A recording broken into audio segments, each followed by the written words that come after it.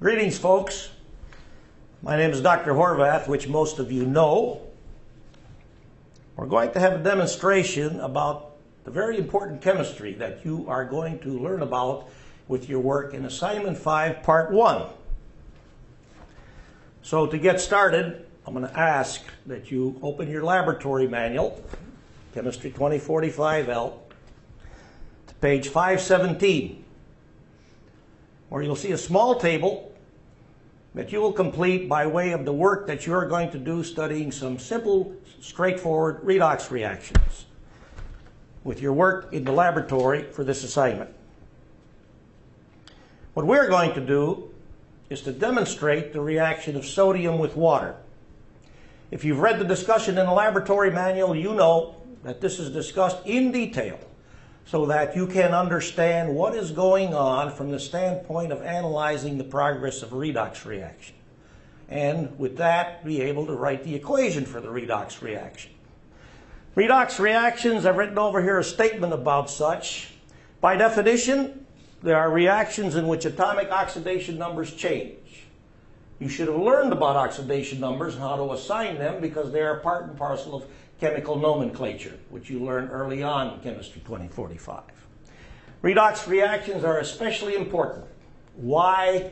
Because most reactions are redox, and most reactions which we use in today's world, aside from nuclear reactions, to produce sources of energy. For example, the abundance of reactions which take place in the human system are redox reactions. When we intake food, and the food converts to energy usable by our body. Those are redox reactions. Very important. So, even though you don't do much with redox reactions in chemistry lecture for Chemistry 2045, we want you to be introduced to these reactions at this stage of the game, as I said, because of their importance. Now, to get at this demonstration, we're going to use some very fancy, sophisticated equipment here. A conductivity gadget, which you see is nothing but an inexpensive light bulb mounted in a socket connected to electrodes. And you see if I bridge the electrodes with the business end of a screwdriver, the light bulb glows brightly. Now, just to protect myself, I'll remove the power source. We've got a beaker here in which we're going to carry out the reaction of sodium with water. And from our laboratory, I've got some deionized water, abbreviated DIW, just like we've abbreviated it in the laboratory manual. We're going to put a good slug of the deionized water in our tall boy beaker.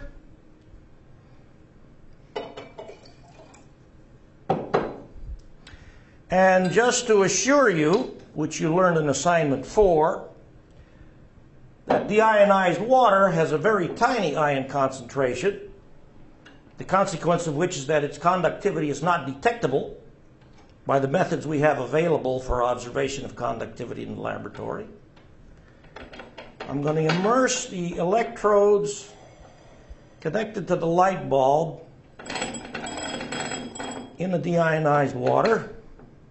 No detectable conductivity by our crude conductivity detection gadget. But again, you see if I bridge the leads with the screwdriver business end, we get conductivity. Here you can see the chemical symbol for sodium. Comes from the original Latin name natrium. Likely you've wondered in chemistry class how the devil sodium can have the symbol Na. This sodium is stored under kerosene, a hydrocarbon, common fuel. I've got here a porcelain plate that's clean and dry. I've got a couple of pieces of sodium caught here with my tweezers. I want to remove the kerosene from the surface of the sodium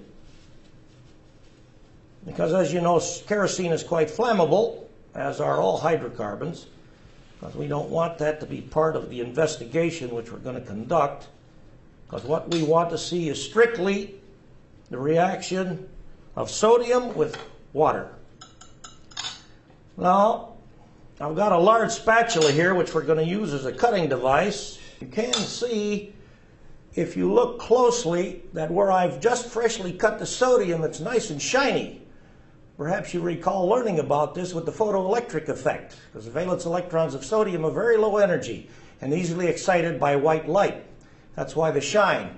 But in short order fashion, the shine disappears because of the reactivity of sodium. On contact with air, we got an immediate reaction of sodium with oxygen to give sodium oxide, which is rather dull in color. Actually, it's sodium peroxide, but we'll call it sodium oxide. Now, dry the sodium. Keep that dry. In the water that we have in the beaker, I'm going to add some phenolphthalein. Shorthand reference HPHTH. Do you recall using phenolphthalein in assignment 3 when you titrated some vinegar solution, acetic acid dissolved in water, with sodium hydroxide solution? You use this indicator because when the solution becomes rather alkaline, basic, you will see that the phenolphthalein becomes rather red-pink as opposed to colorless. So we're going to put a few drops of the phenolphthalein in the water to see if we get any detection of basic solution formation as we run this reaction. Here I've got a piece of a bottle that's been cut in half, and we use this for cover for this reaction, which is, as you'll see, exceptionally vigorous to violent. Immediate flame. Oh! You can see why we had the cover on the sodium. Actually, I'd rather hope that would happen, and it did, just because it's more exciting. This gives you a good reason to recognize why we don't let you folks use the sodium in the laboratory, because I know you'd enjoy this very much. However, the fire marshal and all other people concerned with safety probably would frown very much on our laboratory activities if we allowed you to do this yourselves. Now, notice that the solution that has been formed is pink in color, indicating that the solution which has formed is basic. Do you recall that when the sodium reacted with the water, it was on the surface of the water because sodium is less dense than water? Unfortunately, you were probably not able to see that the heat of the reaction also melted the sodium. The upshot of which is that the sodium on the surface of the water was spherical in shape, because you really had molten sodium zipping about on the surface of the water because of the extremely exothermic nature of this very vigorous reaction. Also, did you notice that as the reaction took place, a gas was liberated? In fact, it was the liberated gas which accounted for the flame which we saw before the explosion took place.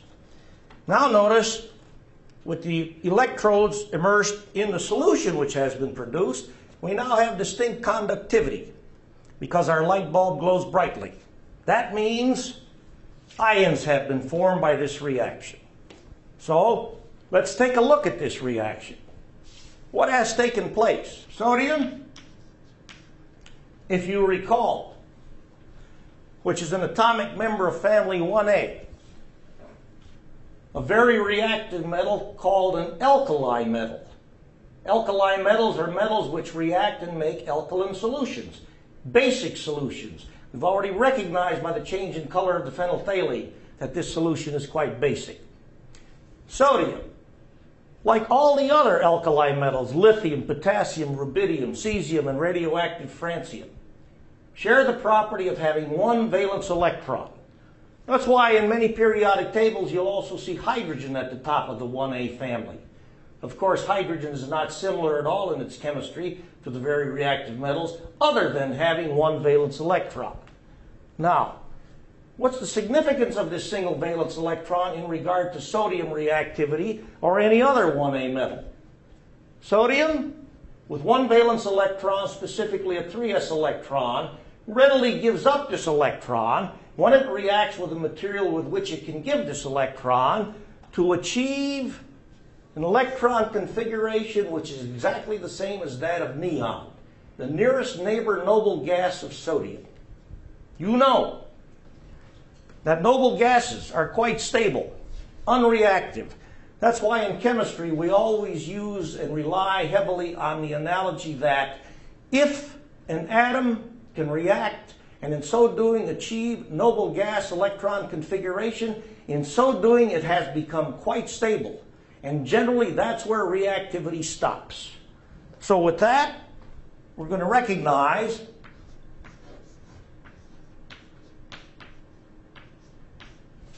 that the vigorous reaction which we just observed involving sodium resulted in the loss of a single electron per sodium atom to become sodium ion with a charge of +1 by loss of electron, and since this took place in the presence of water, we'll write the product as Na plus Aq for aqueous solution. Now, what happened to the water?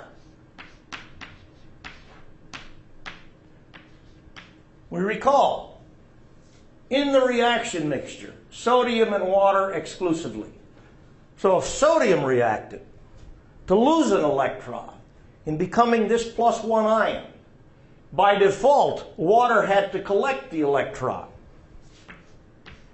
Now, per mole of water, we don't yet know how many moles of electrons were collected. But we know that the water collected the electrons. We also know that in this reaction, the resulting solution became basic. So we can answer the question, what material or materials are derivable from water that account for forming a basic solution?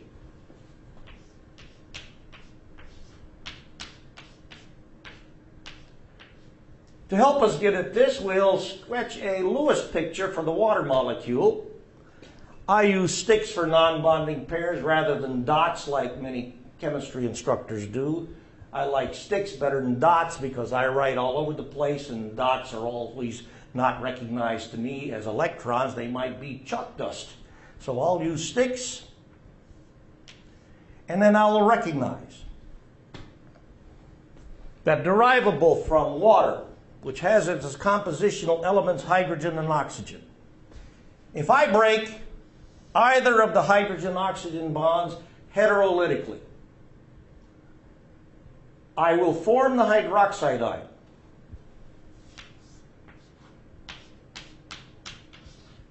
Which has this Lewis electron structure. I will also write the formula for hydroxide ion like this as opposed to OH-.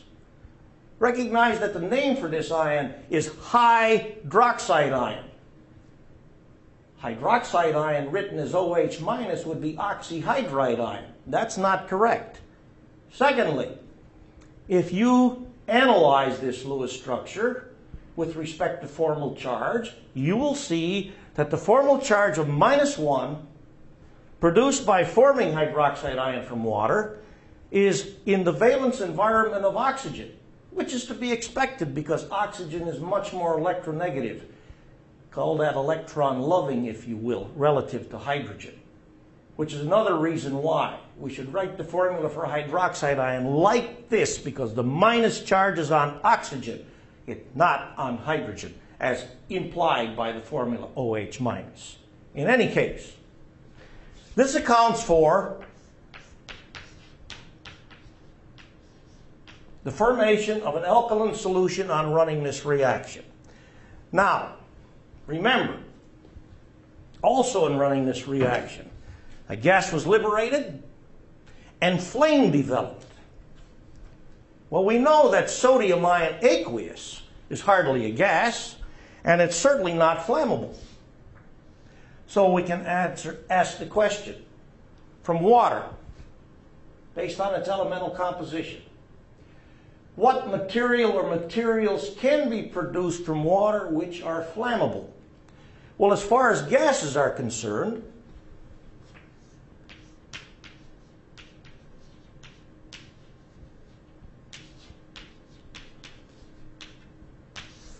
we know that hydrogen and oxygen are the gases which are producible from material water, for example, by electrolysis. Now, which of these gases is flammable? Are they both flammable? The answer is no. Oxygen is a combustion supporter, but oxygen itself is not flammable.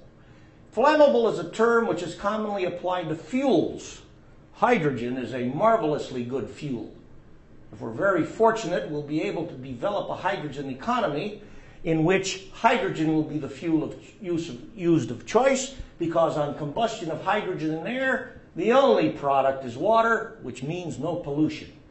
Wonderful if we can do it. So back to our reaction.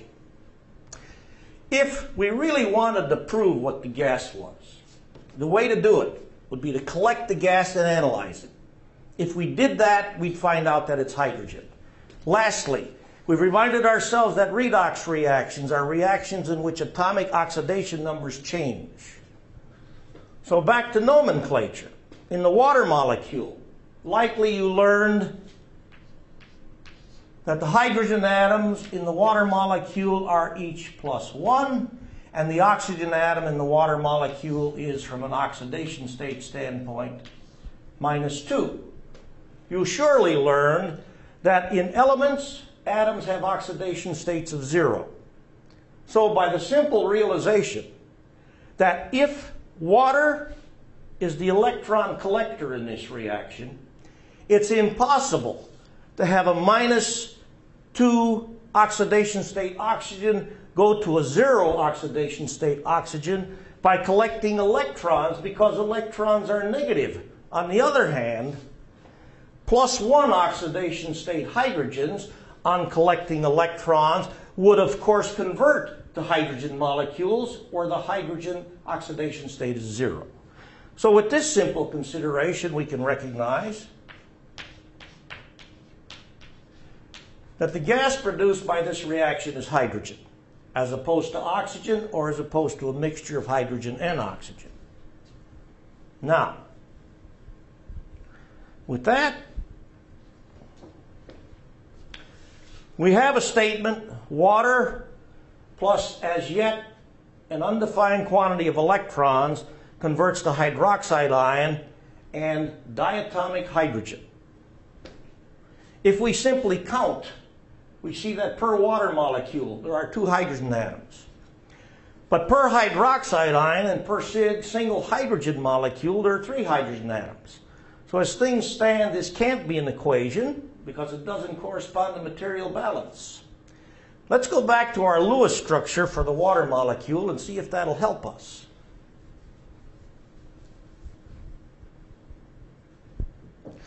We recognize that by tearing apart the water molecule in this fashion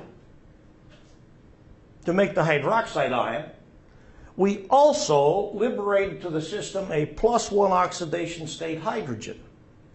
So we can recognize that the +1 oxidation state hydrogen actually collected the electron, got reduced, and was part and parcel of forming a hydrogen molecule. But in order to form a hydrogen molecule, you need 2 +1 oxidation state hydrogens to get bombarded with electrons. That means 2 water molecules have to be torn up in this fashion. So we'll go back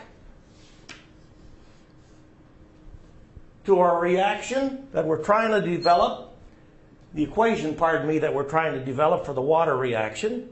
Adjust the coefficient on water to 2.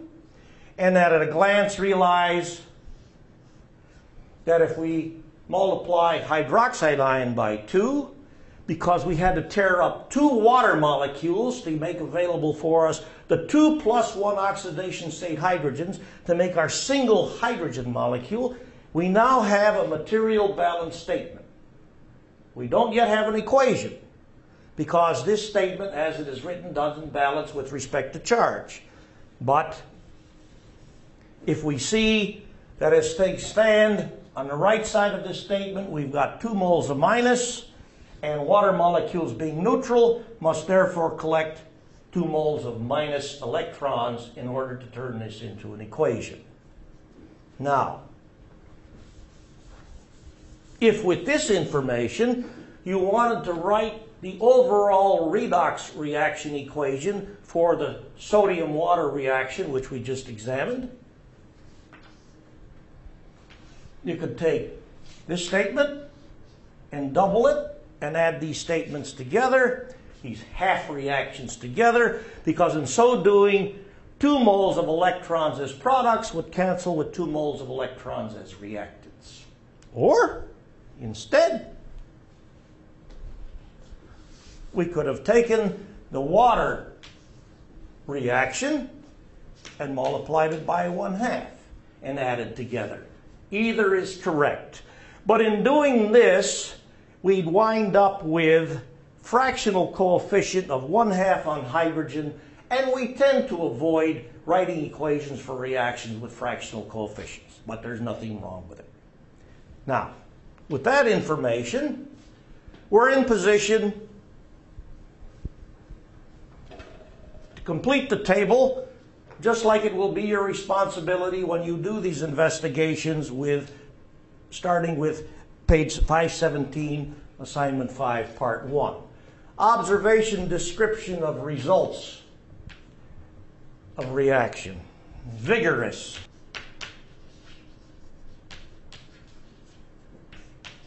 Violent. Explosive. Gas liberated. Basic solution produced. And all of this occurred as the sodium disappeared. So we'll write as Na reacted. Now you needn't be quite as detailed as this when you fill out this table, but it is to your benefit.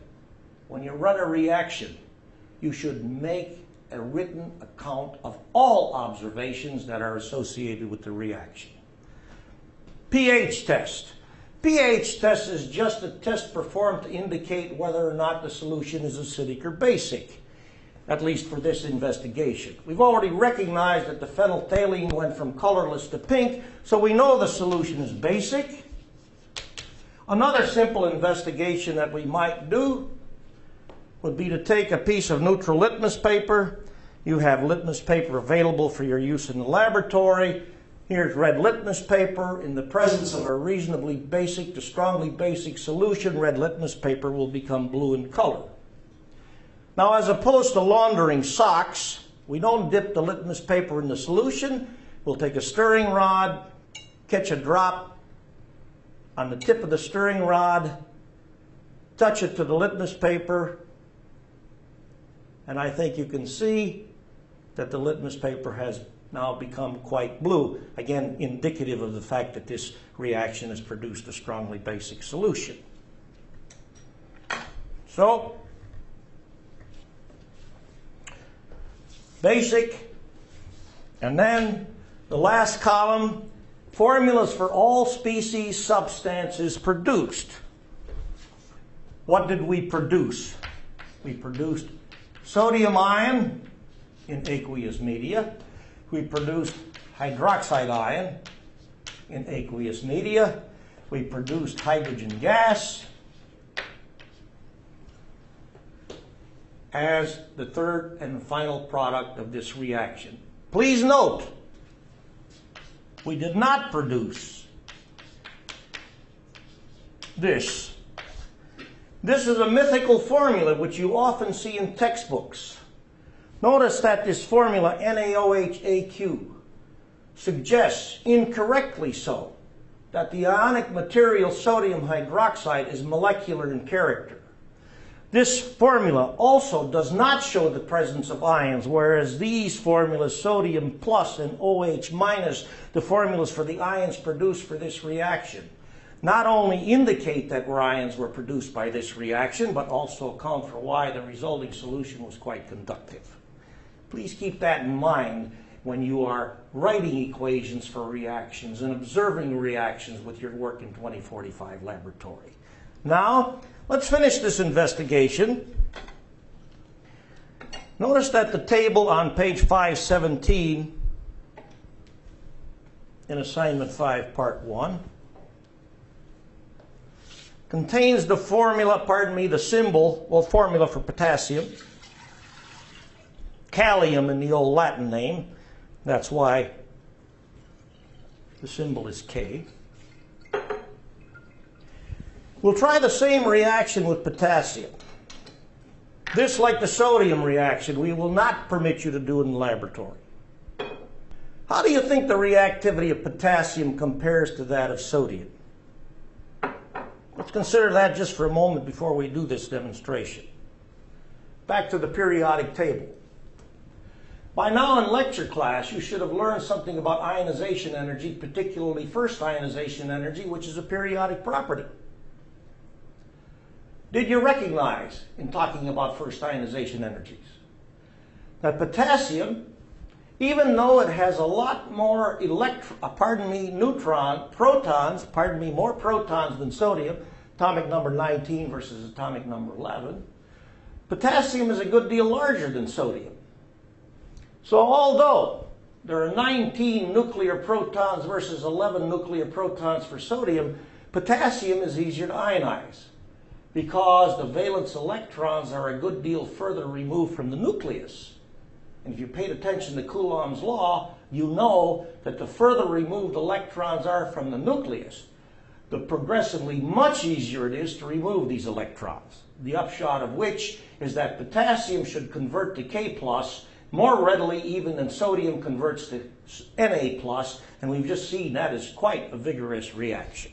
I don't want to use a large sample of potassium because you saw what happened when we tried this investigation with sodium, and we've already recognized that potassium is even more easily oxidized. It's more readily oxidized. It's a stronger reducer than sodium. And get our shield, because since potassium is more violently reactive than sodium, if we needed the shield for sodium, we should certainly need it for potassium. Get my tweezers, plop it in, and already, bam! Have fun!